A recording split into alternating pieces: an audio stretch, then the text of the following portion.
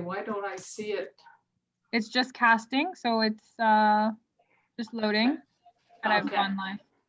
I'm going to go on mute, and good luck, everyone. You tell me when it's ready. I will. You should be good.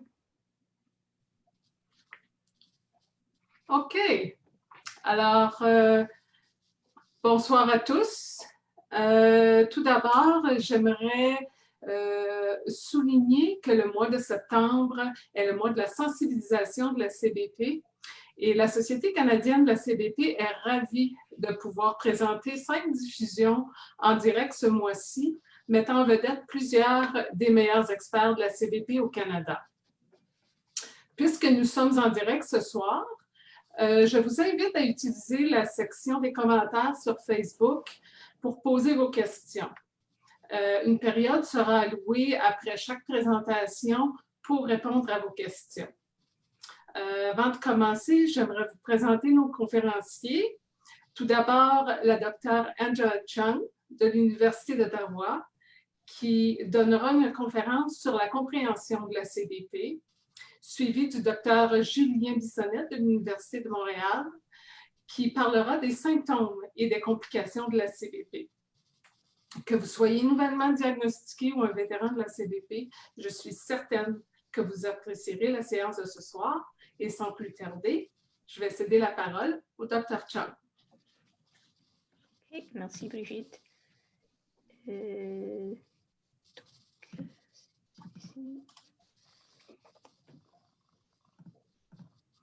OK. Est-ce que tu peux voir ma présentation? Oui. Okay. Bonsoir pour les gens qui ne me connaissent pas. Je suis une hépatologue en Ottawa et je spécialise en les maladies du foie auto-immunes. Donc aujourd'hui, je vais vous parler de c'est quoi la CBP et qui ça peut affecter. Donc premièrement, je voulais souligner que le nom de CBP ça a changé en 2015. C'était auparavant connu comme cirrhose biliaire primitif et c'est un nom qui était conçu en 1950.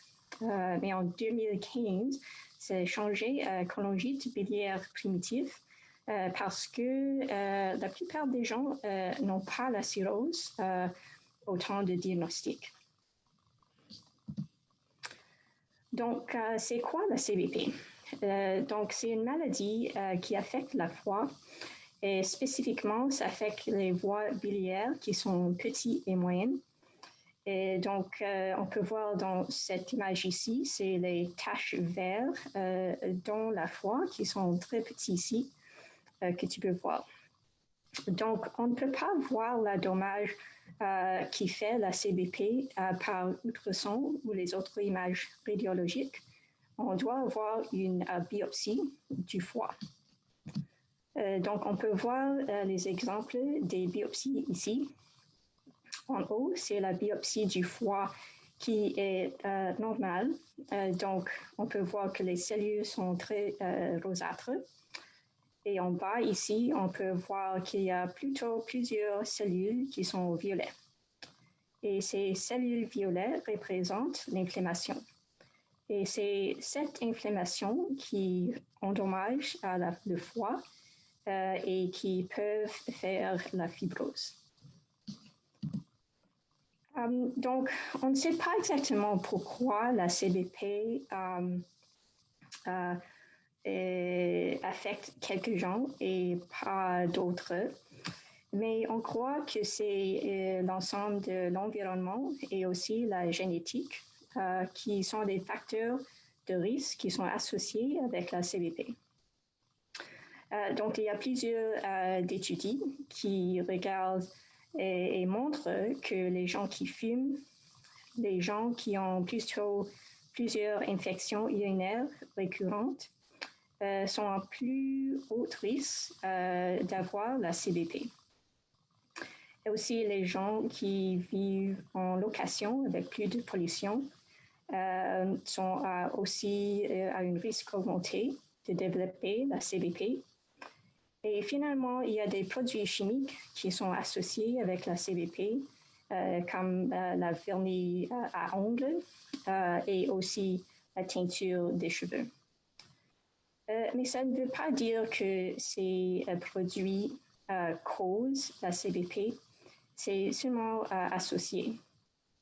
Donc, on sait que c'est plus probable que les gens qui fument et les gens, par exemple, qui ont des infections urinaires récurrentes, sont à plus haut risque à développer CBP que les gens qui ne fument pas et les gens qui n'ont pas une histoire d'infection urinaire récurrente.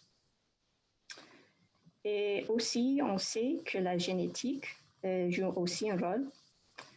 Donc, à peu près 1 à 2% des enfants de gens avec CBP ont aussi la CBP. Et aussi, il y a à peu près 3% de relatifs de premier degré des gens avec CBP qui ont aussi la CBP. Il y a aussi une association avec le chromosome X.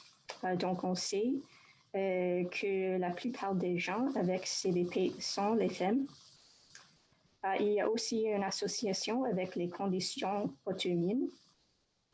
Donc, les gens qui ont CBP sont au plus haut risque d'avoir d'autres conditions auto-immunes, comme le cœliaque, par exemple. Donc, les deux ensemble, l'environnement et la génétique, on croit causent le changement des acides biliaires, l'inflammation, l'auto-immunité et même peut changer les signaux d'estrogène. Et tous ces facteurs ensemble causent la CBP. Donc, qui est affecté par la CBP? On sait que 90% des gens avec CBP sont femmes. Et aussi, la CBP est la maladie auto-immune le plus commune dans les femmes plus âgées que 40 ans. Donc, 1 en 1000 femmes peuvent avoir un diagnostic de CBP. Les gens qui sont plus affectés par CBP sont les gens entre les âges de 40 et 60. Ça affecte seulement les adultes et non pas les enfants. Et on sait aussi que 90% des gens avec CBP sont aussi AAM positifs. Ça veut dire anticorps antimitochondriaux positifs.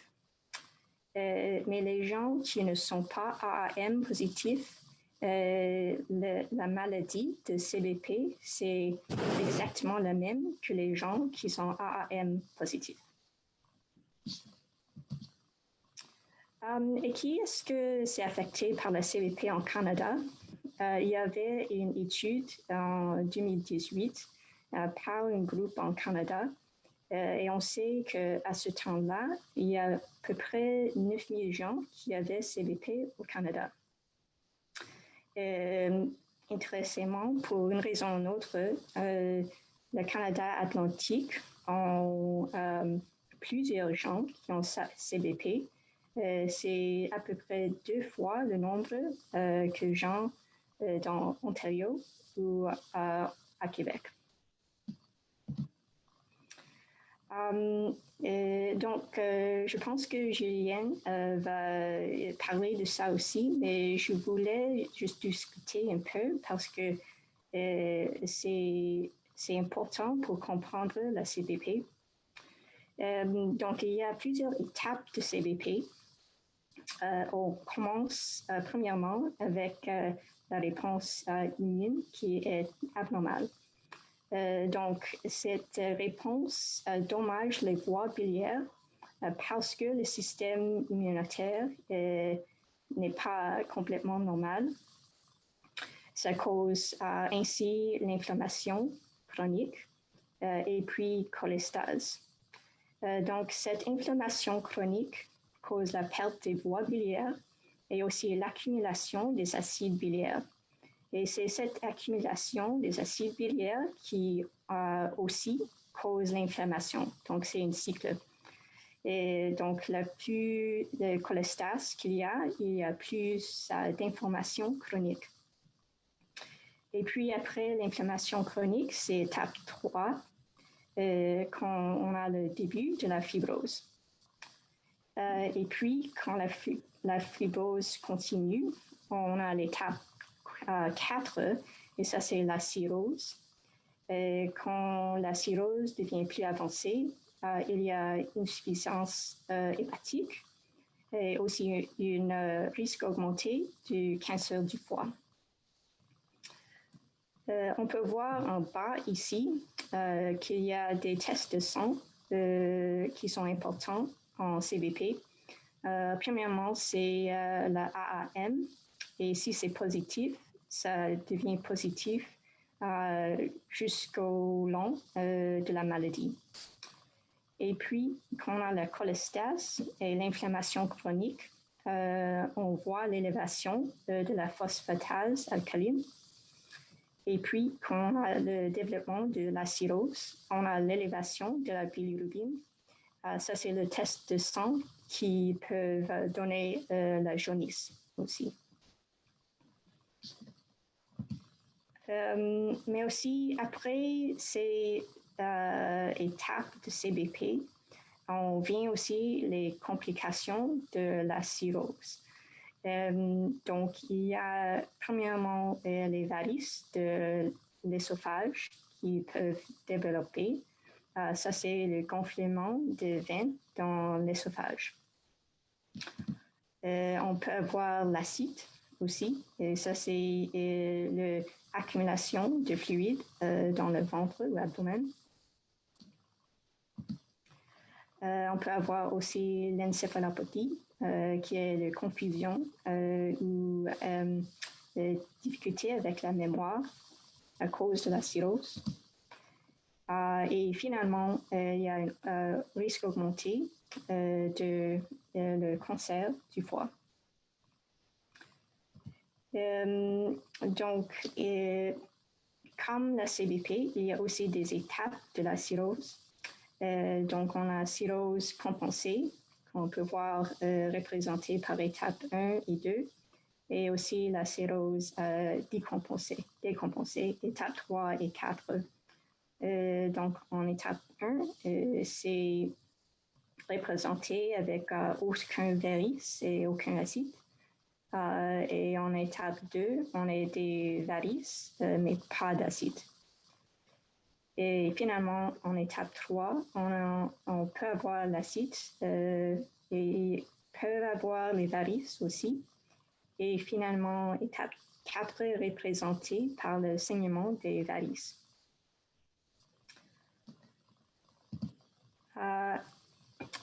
Heureusement, le traitement de CBP a préventé plutôt plusieurs de personnes de développer cirrhose et moins de personnes ont besoin de la transplantation du foie parce que le traitement.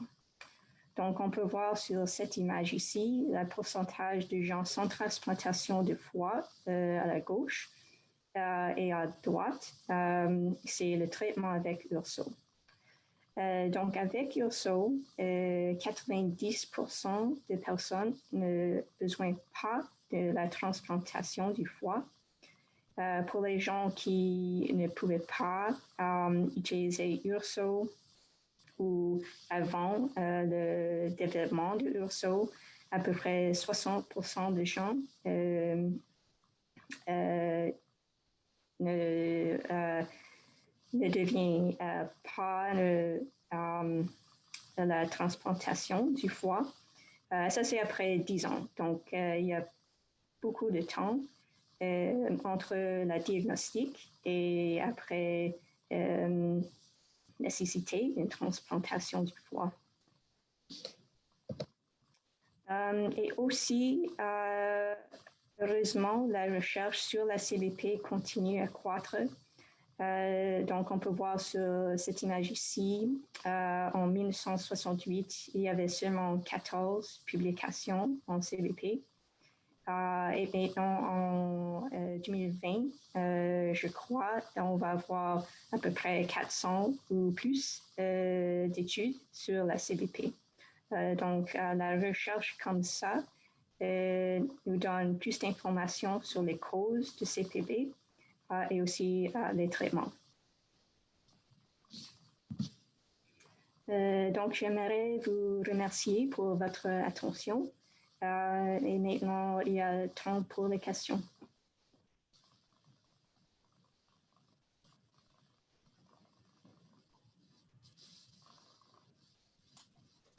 Merci beaucoup, Dr. Chang. Alors, j'invite les gens, si vous avez des questions à poser au Dr. Chang, de le faire à l'instant sur Facebook. Moi, j'aimerais savoir, est-ce qu'on voit beaucoup de cas de gens qui ont la CBP, qui ont des douleurs articulaires avec la CBP? Oui, il y a plusieurs de gens, mais c'est parce que l'arthrite aussi, c'est considéré une maladie auto-immune. Donc, il y a plusieurs de gens qui ont aussi d'arthrite, qui ont aussi la CBP. OK. Et ceux qui ne répondent pas bien à l'URSO, bien entendu, on a d'autres médicaments qui s'offrent aux patients. Oui, exactement. Je crois que Julien va discuter ça en plus. Mais il y a plusieurs médicaments maintenant, heureusement, qu'on peut utiliser pour traiter le CBP. OK. Est-ce que tous les patients qui sont diagnostiqués de CBP ont nécessairement un prurite? Moi, étant diagnostiquée, moi, c'est le symptôme qui a fait qu'on a détecté la maladie.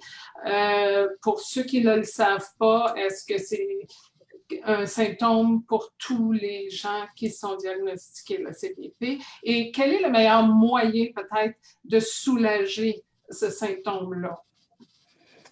Oui, donc plusieurs de gens avec CBP ont la prurite et c'est très commun. Et aussi, parfois, l'URSO peut aggraver la prurite aussi. Donc, c'est pourquoi quelques gens ne peuvent pas prendre l'URSO. Donc, c'est si commun qu'il y a plusieurs de traitements qui ont été étudiés pour le traitement de la prurite en PBC. Je crois que Julien va en parler aussi. Mais c'est vrai parce que quand quelqu'un a la cholestase et aussi la prurite, c'est quelque chose c'est un diagnostic qu'on doit en penser. OK. Pour une personne qui est nouvellement diagnostiquée de la CBP, quelles sont les questions qu'elle devrait poser à son médecin ou à sa spécialiste pour peut-être mieux comprendre là, ce qui se passe? C'est une bonne question. Donc, on sait qu'avec le CBP, c'est important d'avoir la AAM, donc pour la diagnostic. Donc, si c'est AAM négatif, les gens devraient avoir une biopsie du foie pour confirmer la diagnostic. Parce qu'il y a une autre maladie qui peuvent présenter avec les mêmes symptômes et les mêmes tests de sang. Donc, une biopsie est importante et aussi, si ça c'est négatif, une MRI pour regarder avec les voies biliaires. Je sais que plusieurs de gens aussi demandent si s'ils sont diagnostiqués, est-ce que leur enfant devrait être testé? Et quand tu peux voir avec les numéros, c'est possible, mais c'est pas commun. Donc, je les dis toujours, c'est important de tester seulement les tests de sang du foie. Et si ça s'est élevé, on peut faire un test de AAM. Donc, ce n'est pas nécessaire de tester pour la AAM comme immédiatement. Et aussi, c'est important de souvenir que seulement les adultes peuvent avoir le CBP. Donc, ce n'est pas diagnostiqué en enfant. OK. J'ai Annick Boudreau qui demande combien de temps peut-on espérer que l'URSO fonctionne? C'est une bonne question. Donc, si l'URSO fonctionne dans la première année, ça devrait fonctionner pour le reste de ta vie. Si quelqu'un a une réponse à URSO et c'est une bonne réponse, et la plupart des fois, ça reste une bonne réponse toute ta vie. Donc, tu ne dois pas considérer un autre traitement. C'est rare que les gens en progression de fibrose si tous les tests de sang sont normaux. Donc, si les tests de sang sont normaux, c'est bien et c'est évident que l'URSO fonctionne. OK. Isabelle Nadeau demande est-ce que le fibroscan peut remplacer la biopsie et si oui, dans quel cas? Une autre bonne question. Donc, le fibroscan, c'est pas nécessairement un test diagnostique. Donc, le AAM, c'est quand même le test diagnostique pour le CBP. La biopsie, c'est nécessaire quand c'est AAM négatif. Le fibroscan, c'est plutôt pour mesurer le stage de fibrose. Donc, si c'est très agressif ou avancé, ou c'est un niveau plus bas. OK. Est-ce que le fibroscan aussi serait recommandé si tu as déjà eu une biopsie, puis que là, je pense qu'on veut essayer de limiter le nombre de biopsies pendant les traitements, là, pendant que tu es diagnostiqué? Oui. Donc, avant le fibroscan, les docteurs faisaient plusieurs biopsies pour assurer que la fibrose n'avançait pas. Mais maintenant, avec le fibroscan, ça a remplacé le biopsie, pas pour nécessairement le diagnostic, mais pour savoir combien de fibrose il y a dans le foie. Donc, en ces cas, si on veut savoir si la fibrose continue, c'est important d'avoir une fibroscan. Et en ce cas, on sait que le fibroscan est aussi bien qu'une biopsie pour mesurer la fibrose. Quels sont les symptômes les plus fréquents qu'on retrouve chez les patients de la CBP? Donc, Julien va en parler plus, mais OK. la purite est très commun et être fatigué, c'est aussi très commun aussi. OK. Tu as parlé tout à l'heure de... moi, je suis habituée au terme anglais, le brain fog, qui est un brouillard cérébral. Ouais. Puis toi, tu as dit que ce symptôme-là s'apparentait plus à un stage avancé. Mais est-ce que tu peux quand même avoir ça dans un stage au début ou moins avancé, ou c'est nécessairement au stage plus avancé? Oui, c'est une importante question. Donc, l'encéphalopéthie de la cirrhose, c'est quelque chose de très spécifique, mais tu es correct. Tu peux avoir la brouillard du cerveau avec CBP seulement, et ça ne reflète pas l'étape ou le stage de la maladie. Donc, ça ne doit pas être avancé.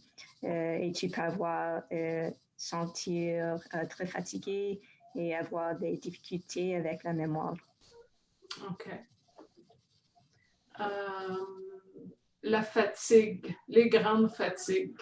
On en parle beaucoup pour les gens qui sont atteints de la CBP. Quels sont les moyens les plus efficaces pour essayer de combattre cette fatigue-là ou de gérer cette fatigue-là? Mm-hmm. Je vais intéresser à voir c'est quoi dire Julie, mais aussi c'est un symptôme qu'on n'a pas des bons traitements pour lesquels on a des bons traitements. Il y a plusieurs études des différents traitements. Mais on sait que les choses simples comme dormir bien, d'être actif, de continuer à essayer à travailler et faire beaucoup d'activités, c'est important. Aussi, même les choses simples comme le café. Et aussi des changements de la vie pour essayer pour changer la vie, que tu as plus d'énergie pour faire les choses que tu aimes faire. Et parfois, on doit faire les changements et les choix de c'est quoi important, c'est quoi moins important, par exemple. Merci beaucoup, Dr. Chung. Alors, je vais transmettre la parole au Dr. Bissonnette. Alors, je vous laisse le soin de présenter votre présentation. Merci beaucoup. Merci. C'était beaucoup de fun. Merci à vous. De rien. Merci, Brigitte. Je vais simplement démarrer le partage d'écran.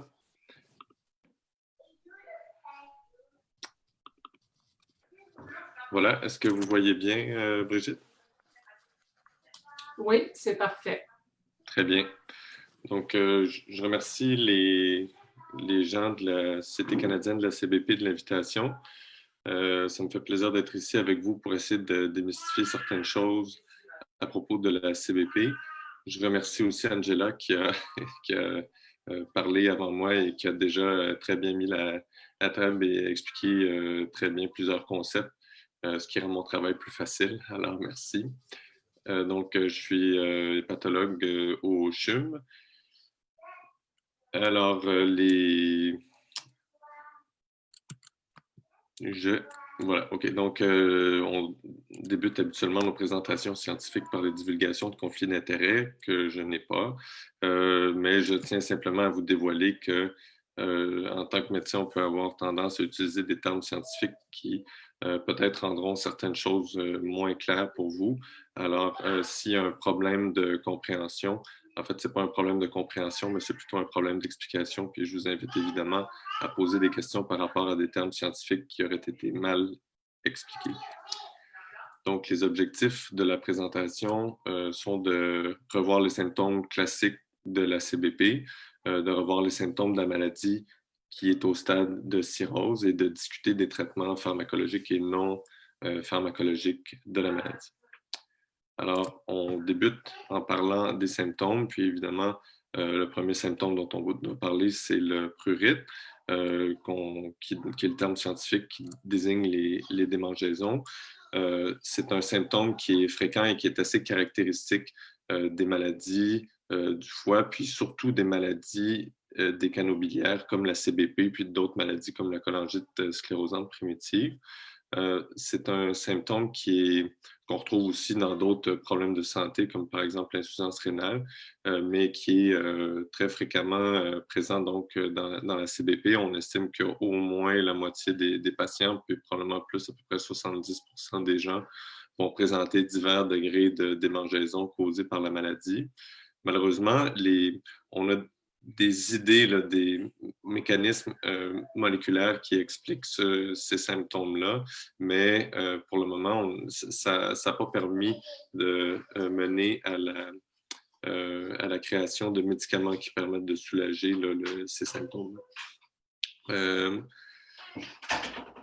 Et ce qui est important de dire aussi, c'est que c'est un symptôme qui n'est pas associé à la gravité ni au stade de la maladie. Donc, le fait d'avoir des démangeaisons, ça ne veut pas dire que la CBP est à un stade plus avancé, qu'elle est plus grave et qu'elle va mener à des complications dangereuses. Ceci étant dit, puis même parfois, il y en a certains qui disent que lorsque la maladie est au stade de cirrhose, que généralement, les patients vont avoir moins de démangeaisons à ce stade-là. Ceci étant dit, même si ce n'est pas grave de se gratter, hein, ça ne met pas la vie en danger, mais ce qui est certain, c'est qu'on sait bien que ça peut polluer, je pense que le terme n'est pas exagéré, beaucoup la qualité de vie des patients, que ça peut nuire beaucoup au sommeil. Souvent, on dit que les démangeaisons vont être plus importantes la nuit. Est-ce que c'est parce que ça devient plus important la nuit ou simplement parce que la nuit, on est couché, on veut dormir, on veut se reposer, puis on est moins stimulé, il fait noir, il n'y a pas de bruit.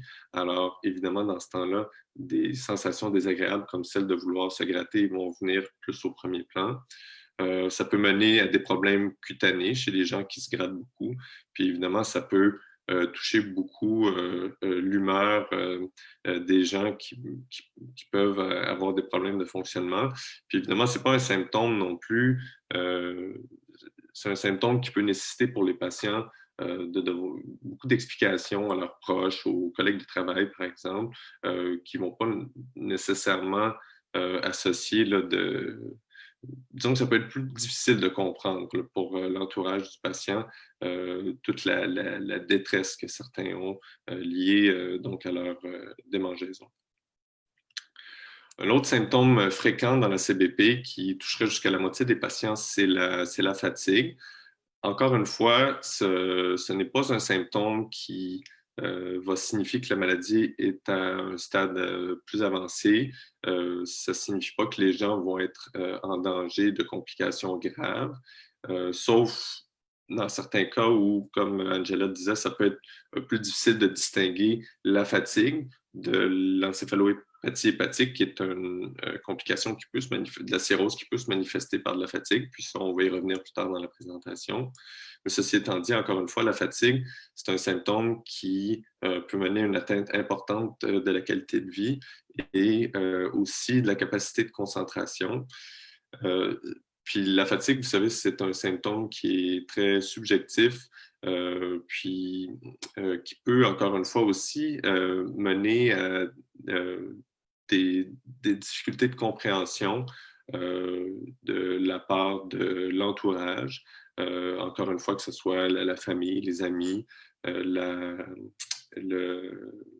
milieu de travail, puis aussi le monde médical, hein, parce que c'est pas toujours... nous, on aime ça en tant que scientifique, objectiver les choses, mais pour la fatigue, ce qu'on a, c'est ce que le patient nous raconte, puis c'est pas toujours facile de bien mesurer la fatigue. Il n'existe évidemment pas de prise de sang ou de radiographie qui permet de quantifier, là, de mesurer l'ampleur de la fatigue. Donc, c'est un symptôme qui est difficile à vivre pour les patients. C'est difficile aussi d'être fatigué quand on a une bonne hygiène de vie, quand on a un sommeil, quand on dort une nuit complète, puis qu'on se réveille, puis que dès le début de la journée, on est fatigué. Alors, ça peut être... c'est un symptôme qui est difficile, puis pour le moment, il n'existe pas là, de traitement qui existe pour la fatigue. Comme disait Angela, il faut savoir apprivoiser sa fatigue en tant que patient, puis effectivement être capable de s'y adapter. C'est un grand défi, mais généralement, les patients sont capables de le faire. Il y a des traitements pharmacologiques qui ont été essayés et qui n'ont pas démontré vraiment de bénéfices. En tant que médecin, nous, notre travail, c'est de s'assurer de l'absence d'autres problèmes de santé qui expliquent, excusez-moi, fréquemment la fatigue, comme l'anémie ou, par exemple, la dysfonction de la glande thyroïde qui accompagne fréquemment la CBP, qui n'est pas une complication directe de la maladie, mais qui est plutôt un problème de santé fréquent qui est associé. Là, ça aussi, on va en parler. La dépression aussi, qu'elle soit liée ou non à la maladie ou à d'autres facteurs. Ça aussi, c'est une cause de fatigue qu'il faut savoir dépister puis qu'il faut savoir reconnaître, à la fois en tant que médecin, mais aussi les patients doivent être à l'écoute de leurs symptômes par rapport à ça. Généralement, les patients arrivent quand même à garder une vie normale avec la fatigue. Puis, c'est pas aussi parce qu'on est fatigué à un certain point de la maladie qu'on va toujours le demeurer. Généralement, il y a des cycles, là, puis la fatigue peut très bien partir comme un peu comme elle est venue, là. Un mot aussi sur le syndrome SEC, ce qu'on appelle là, dans la littérature scientifique, c'est parfois la SICA. Donc ça désigne la sécheresse de la peau puis des muqueuses. Les muqueuses, c'est par exemple c'est le tissu qui recouvre par exemple les yeux, l'intérieur de la bouche, les organes génitaux. Donc tout ça sont sujets à être plus secs. Parfois, il y a des maladies en soi qui présentent sous le nom de CBP qui vont causer ce genre de symptômes-là, mais quoi qu'il en soit, cette sécheresse-là va être souvent fréquente dans la maladie. Donc là, la prise en charge implique évidemment de l'utilisation de crèmes hydratantes pour la peau, l'hydratation pour la bouche, des outils aussi comme les larmes artificielles pour les yeux.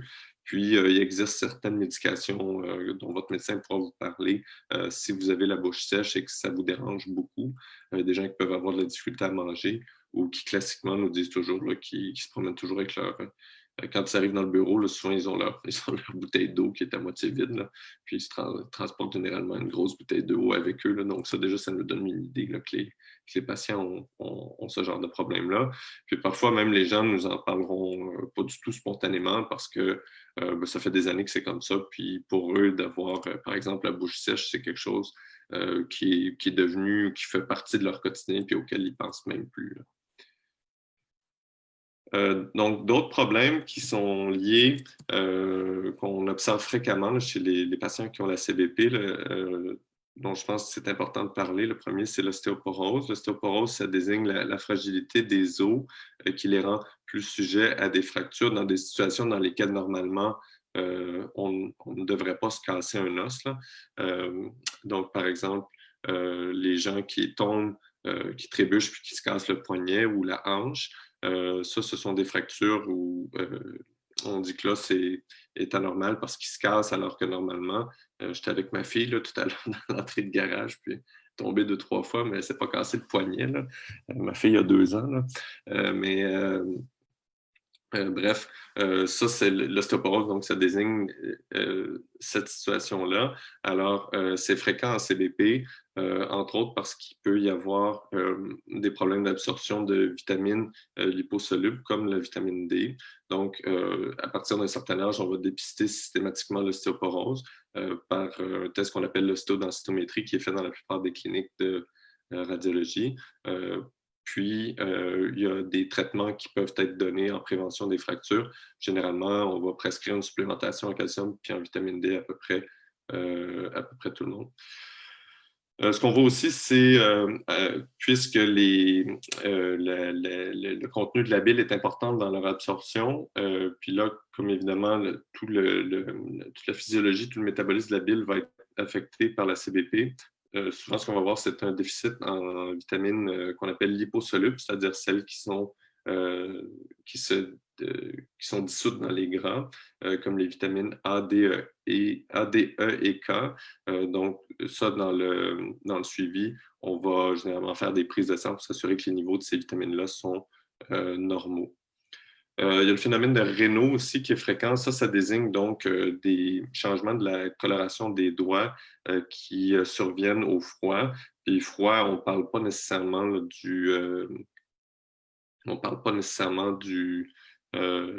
milieu de l'hiver au Canada, là, mais ça peut être dans une pièce froide simplement. Les gens vont avoir donc une décoloration des doigts, de l'extrémité des doigts, puis qui va souvent s'associer à de la douleur. Donc ça, c'est peut-être quelque chose que vous avez déjà vécu, puis donc vous pouvez parler à votre médecin. Il y a certaines investigations saines qui sont faites, puis il y a des traitements qui existent aussi pour soulager ce genre de symptômes-là. Puis finalement, il y a d'autres maladies auto-immunes qui sont fréquemment associées à la CBP, qui, comme je disais, ne sont pas des complications de la maladie, qui ne sont pas directement liées au mécanisme au niveau cellulaire qui mène à la genèse de la CBP, mais qui sont fréquemment présentes. Par exemple, l'intolérance au gluten, ce qu'on appelle la maladie cœliaque, l'hypothyroïdie, donc le fonctionnement anormalement ralenti de la glande thyroïde, c'est quelque chose qu'on voit souvent aussi. Et il y a d'autres maladies articulaires, comme par exemple la sclérodermie, qui est une maladie qui se caractérise par un épaississement de la peau, qui peut aussi causer des problèmes à l'œsophage puis aux poumons. C'est quelque chose qu'on rencontre relativement fréquemment, je dirais, chez les patients qui ont une CBP. Donc, ça, c'était les autres problèmes à mentionner. Ça nous amène à parler de la cirrhose. Donc, Angela avait un graphique un peu plus élégant que celui-ci là, tout à l'heure, mais donc vous avez compris que dans les maladies chroniques du foie, il y a une évolution habituellement assez classique. Donc, normalement, à partir d'un foie normal, lorsqu'il y a de l'inflammation qui est prolongée dans le temps, puis là, on parle d'une période sur une période d'années, il finit par se déposer sur le foie ce qu'on appelle la fibrose ou du tissu cicatriciel. Puis lorsqu'il y a une abondance de tissu cicatriciel qui s'est déposé dans le foie, c'est là qu'on va parler de cirrhose. Avant, on parlait de cirrhose comme un peu de la dernière étape d'une maladie du foie, mais il faut savoir que avec le temps, là, tout ça s'est raffiné, puis on considère qu'il y a plusieurs stades à la cirrhose, puis généralement, la distinction la plus importante, c'est de savoir si la maladie est à un stade qu'on dit compensé ou décompensé. Qu'on parle de décompensation, c'est-à-dire que des complications cliniques de la maladie qui surviennent, qui ne sont pas le prurite ou la fatigue, mais des complications comme celles qu'on va voir. Puis, la bonne nouvelle, puis je n'ai pas un discours jovialiste parce que je m'adresse à vous, mais c'est parce que c'est ça la réalité là, de la CBP puis des maladies chroniques. En fait, ce n'est pas le cas de toutes les maladies chroniques du foie, mais la réalité de la CBP, c'est que maintenant, il existe des traitements qui permettent donc de freiner cette évolution-là vers la cirrhose décompensée et dont on va parler, et qui permettent donc d'interrompre la progression de la maladie. Il y a même des cas où on peut observer un retour en arrière, donc un retour vers un stade de la maladie moins avancé lorsque les patients répondent bien au traitement. Donc, première complication à parler, ce sont les varices œsophagiennes. Donc, des varices, ça désigne des veines qui sont dilatées. Puis, dans le cas de la cirrhose, ce qui se produit, c'est que le sang qui revient normalement de tout le tube digestif, y compris l'estomac, le petit intestin, le gros intestin, le pancréas, la rate, tout ce sang-là, normalement, passe par le foie pour subir une première filtration. Donc, quand il y a une cirrhose du foie, la pression dans les veines qui mènent au foie est augmentée. Puis le sang va donc chercher à trouver des chemins alternatifs pour revenir vers le cœur. Et donc, c'est dans ce cas-ci que plutôt que tout le sang passe par le foie qui vient du tube digestif, il y en a une partie qui va le contourner en passant ici par des veines qui circulent autour de l'œsophage pour aller jusqu'au cœur, le cœur étant juste ici, au-dessus du foie, dans le corps humain. Donc, ces veines-là deviennent dilatées selon certaines circonstances, comme le stade de la cirrhose puis la taille des varices. Il y a un risque associé qui est un risque d'hémorragie. Donc, des varices œsophagiennes, soit que ça ne donne pas de symptômes, ou soit qu'un jour, ça saigne. Donc, c'est une complication de la cirrhose qui se prévient bien. Selon Donc, on va dépister une certaine proportion des patients qui ont une cirrhose, mais même pas tous les patients qui ont une cirrhose. Donc, si le résultat du fibroscan n'est pas très élevé, puis que les prises de sang, donc le taux de plaquettes est normal, généralement, on va même ne pas proposer d'endoscopie de dépistage aux patients. Mais sinon, c'est possible que votre médecin vous ait proposé d'avoir une endoscopie pour s'assurer qu'il n'y ait pas de varices. Puis, le but du dépistage, c'est de proposer des traitements préventifs qui vont permettre aux patients de ne pas avoir d'hémorragie. Donc, les deux options sont soit la prise de médicaments, qui implique la prise de médicaments au long cours, ou sinon des interventions endoscopiques pendant lesquelles on va aller appliquer des élastiques autour des varices pour prévenir la rupture. Puis un message important aussi, c'est que des signes d'hémorragie digestive, c'est-à-dire des vomissements de sang ou des selles noires, motivent une consultation urgente là, dans un hôpital près de chez vous parce que c'est une complication à prendre au sérieux pour pouvoir avoir un traitement, parce qu'une fois qu'il y a un saignement, là aussi, il y a évidemment des traitements qu'on peut proposer. Ensuite, une autre complication fréquente de la cirrhose, c'est l'acide. L'acide, ça désigne l'accumulation de liquide dans l'abdomen qui se produit parce que le foie va gérer anormalement le liquide, ce qu'on appelle le liquide interstitiel, qui va passer donc à travers le foie. C'est une complication qu'on traite en recommandant aux patients de restreindre les apports en sel. Donc, lorsqu'on mange très salé, ça nous amène à retenir de l'eau pour garder un taux de sel normal dans l'organisme. Donc, on recommande aux patients de restreindre leurs apports en sel pour limiter la production d'acide. Ensuite, on va prescrire des médicaments qui sont les diurétiques, qui sont des médicaments qui stimulent la production d'urine. Puis finalement, on peut, lorsque l'acide se réaccumule, il y a des patients qui rarement vont avoir besoin de ponction où on évacue le liquide à travers un petit cathéter qu'on insère dans l'abdomen. L'insuffisance hépatique, qu'est-ce que c'est? C'est l'altération qui se produit à divers degrés. Puis le degré, on l'estime par l'évaluation clinique, médicale, puis par des prises de sang.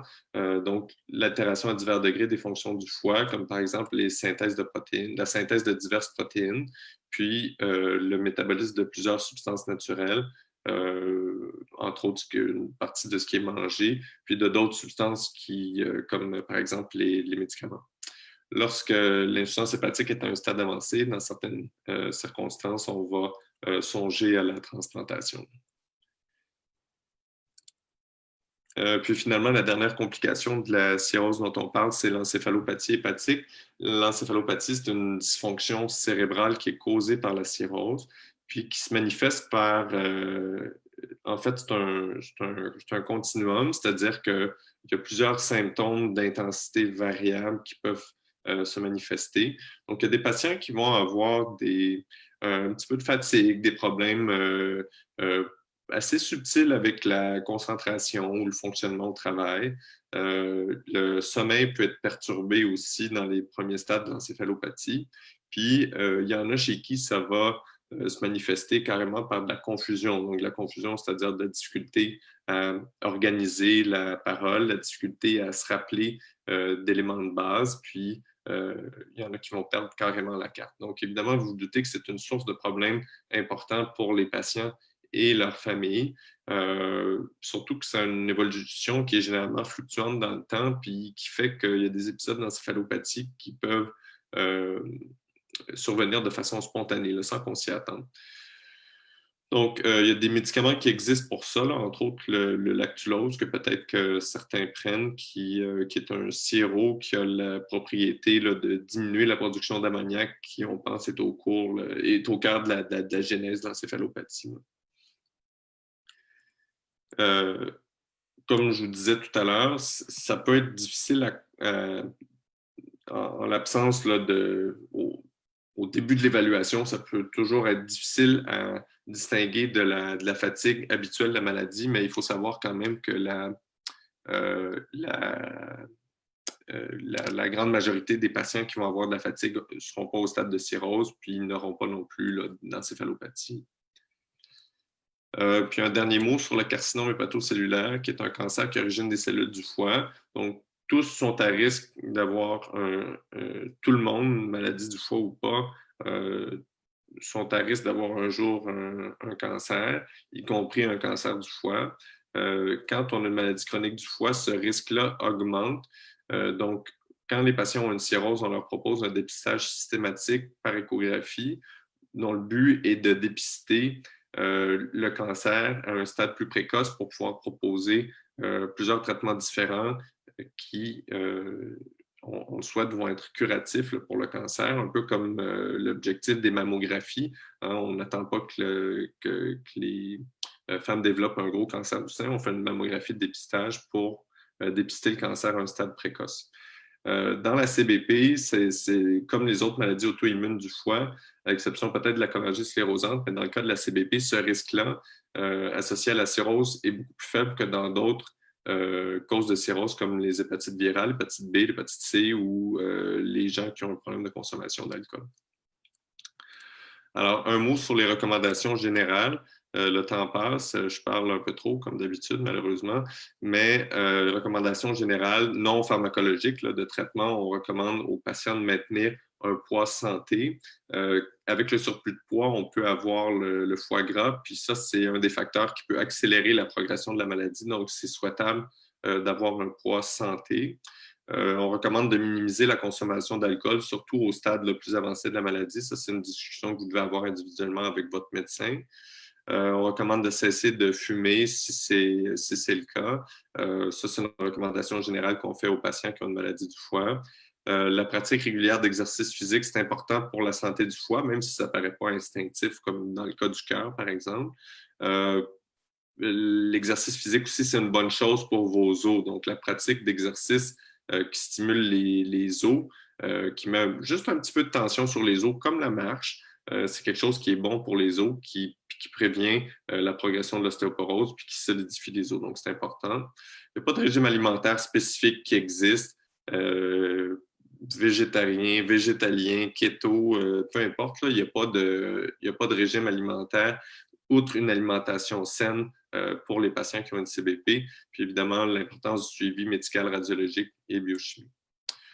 Donc, je vais essayer de faire vite. Là. On va parler de la prise en charge des démangeaisons. Il y a des mesures non pharmacologiques, des mesures pharmacologiques. Du côté des mesures non pharmacologiques, on recommande surtout d'utiliser régulièrement des crèmes hydratantes, particulièrement l'hiver, quand la peau est plus sèche. Ce qui peut aider aussi au soulagement, ce sont les bains froids. Nous, en tant que médecins aussi, il faut être certain qu'il n'y a pas de maladie cutanée, comme par exemple de l'eczéma, qui se cache derrière les démangeaisons, parce que pour ça, évidemment, il existe d'autres traitements puis, qui vont soulager les gens. Puis, la photothérapie, ça, ce sont des rayons UV qui sont administrés dans un contexte médical surveillé là, par les dermatologues. Ça, c'est plus une option de dernier recours, là, généralement. Puis, au niveau des options donc, pharmacologiques, il y en existe plusieurs.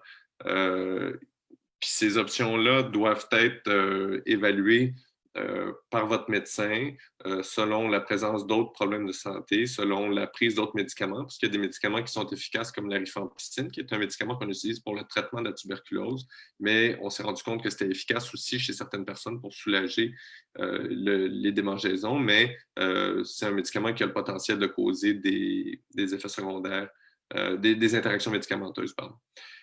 On utilise aussi parfois les antidépresseurs, pas dans un but antidépresseur, mais parce qu'on s'est rendu compte que certains antidépresseurs étaient efficaces pour soulager le prurite. Puis les antihistaminiques, c'est des médicaments comme la Tarax puis le Benadryl, que peut-être que certains prennent, qui sont généralement pas hyper efficaces, mais qui dans certains cas fonctionnent, qui sont facilement accessibles, puis qui peuvent aider là, à induire le sommeil, donc une circonstance qui peut être souhaitable là, quand on a beaucoup de démangeaisons. Si on parle des médicaments, le médicament qui a révolutionné là, la CBP, puis qui est toujours associé, c'est l'acide ursodeoxycholique. En fait, c'est un médicament, mais c'est un acide biliaire, donc c'est une substance qu'on retrouve normalement dans la bile, puis qui protège les canaux biliaires. La dose est ajustée en fonction du poids, puis quand on donne la dose habituelle, généralement, on considère que c'est à peu près 2% des acides biliaires qu'on retrouve normalement dans la bile en quantité. Quand on en donne, ben là, cette proportion-là passe à 50%. Donc, il y a des gens qui hésitent à en prendre. Moi, je leur dis que c'est presque comme un produit naturel, qui a généralement très peu d'effets secondaires, qui peut, chez certains, augmenter un petit peu les démangeaisons, comme Angela disait, mais parfois, il peut y avoir des effets secondaires digestifs un petit peu, qui souvent vont s'estomper là, quand le médicament est pris pendant quelques semaines. Généralement, ces effets secondaires-là vont s'en aller, ce qui fait qu'à peu près 95% des gens vont bien tolérer l'urso, puis il n'y a pas de risque d'effets secondaires graves avec ce médicament. Donc, malheureusement, ça ne guérit pas, mais ça a changé drastiquement l'évolution de la maladie. Puis, avant, au début de la transplantation hépatique, il y a près de 30-35 ans, la CBP, c'est une indication fréquente de transplantation, parce que la maladie était rendue au stade de cirrhose avancée, pour lequel on n'avait plus d'options pour soigner les patients. Puis là, maintenant, ben, ça devient relativement rare qu'on transplante des patients pour CBP, parce que l'URSO permet, chez la majorité des patients, d'interrompre la progression de la maladie. Donc ça, on utilise le terme de répondeur. Donc, les gens qui répondent à l'URSO, c'est les gens qui vont avoir une diminution importante là, des prises de sang qui sont anormales, donc surtout des enzymes comme la phosphatase alcaline puis la bilirubine. Donc, on dit généralement là, que c'est à peu près 70 à 80% des patients qui vont avoir une réponse à l'URSO. Puis une fois qu'on répond à l'URSO, on a toutes les chances d'avoir une réponse prolongée dans le temps. C'est une question qui a été posée là, plus tôt. Donc, habituellement, quand on répond pour toujours, à condition, évidemment, de prendre le médicament. Donc, l'URSO, ce que je dis aux patients, c'est que c'est comme le chauffage. Si on enlève le chauffage, ben, le temps passe, puis il va faire de plus en plus froid dans la maison. Donc, malheureusement, c'est un contrat au long terme. Ça ne guérit pas la maladie, mais ça permet de bien la contrôler. C'est ça. Puis il faut savoir aussi que ça ne soulage pas les symptômes comme les démangeaisons puis la fatigue. Je dois vous interrompre, Dr. Bissonnette. Il nous reste seulement quelques minutes avant que le live se termine. OK. Avant que je fasse mon mot de la fin, pour ceux qui peut-être ne le savent pas, et durant cette période de pandémie qu'on a présentement, pour ceux qui peut-être se questionnent, est-ce que les gens de la CBP sont plus à risque de contracter la COVID-19 autre que moi qui a le chevauchement de l'hépatite auto-immune parce que je suis immunosupprimée, mais seulement ceux qui ont la CBP, est-ce qu'ils sont plus à risque de contracter la COVID ou est-ce que c'est plus dangereux pour eux là? Ben, je dirais que la réponse courte, c'est non. On se pose la question, on n'a pas de données, à ma connaissance, spécifiques pour les patientes avec CBP. Selon moi, il n'y a pas de raison de croire que les patients sont à risque plus élevé d'attraper la COVID, puis s'ils ont la COVID, d'avoir des complications sérieuses. Évidemment, il faut appliquer là, les mesures sanitaires recommandées par la santé publique. Adéquatement. Au stade de cirrhose, on se pose la question, c'est quoi la réalité, mais on a l'impression que ce qui module le plus le risque de maladies sérieuses, c'est les facteurs de risque qui commencent à être bien connus, comme l'âge plus avancé, le surplus de poids, le diabète, puis les problèmes cardiaques et pulmonaires. On a l'impression que c'est chez ces patients-là qui ont une cirrhose que le risque de complications majeures est accru. Donc, si quelqu'un a une cirrhose, mais qui est asymptomatique, même là, je dirais que c'est pas clair qu'il y a un risque accru de complications. Donc, réponse courte, non. OK. J'ai une petite question ici qui m'est posée par Shirley Roy. J'aurais aimé entendre parler de l'acide obéticolique. Oui, ben c'est là où j'en étais. Là. Malheureusement, je me suis étendu un peu, mais donc, avant, donc, il y avait des patients non répondeurs qui étaient à risque de progression à la cirrhose. Maintenant, la bonne nouvelle, c'est que depuis quelques années, il y a plusieurs médicaments qui ont été étudiés pour les non répondeurs.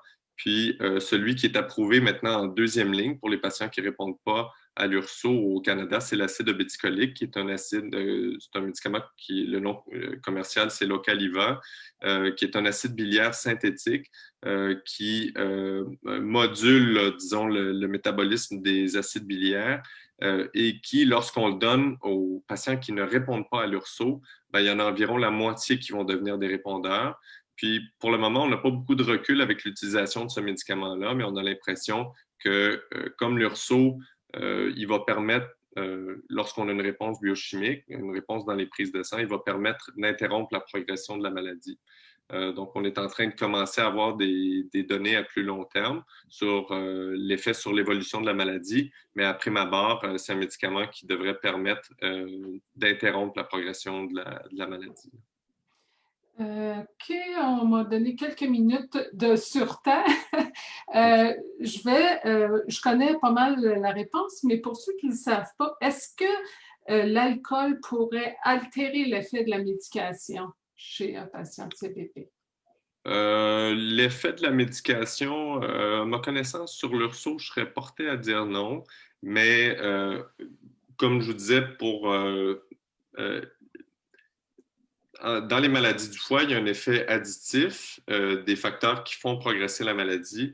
Donc, je vous disais tout à l'heure que le surplus de poids n'était pas une bonne idée parce que dans ce temps-là, la maladie peut progresser plus rapidement ou même si on a une réponse à l'URSO, ben, le dommage au foie peut s'entretenir.